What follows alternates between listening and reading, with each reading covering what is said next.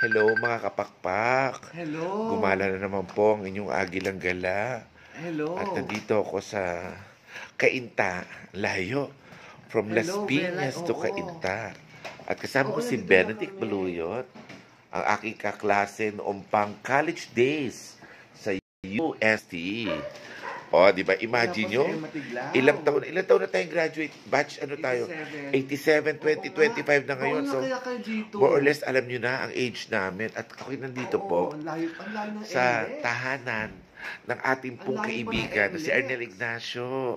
Alam niyo po yun yung mahusay po na comedian, stand-up comedy po, ang mahusay na artista, mahusay na tao, napakabait po at napakatapat na kaibigan. Si Arnel Ignacio po, ayan, at nag-invite siya, mag-lunch kami dito sa kanyang bahay. Hindi ko sabihin kung anong address. Bella, at baka manghingi kayo ng solicitation.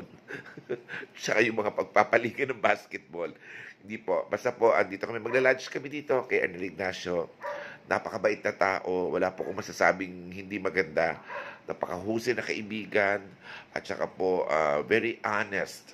Totoong tao. Totoong tao. Down Ayan. to earth. Down to earth. Yan, no? Walang ere, walang yabang.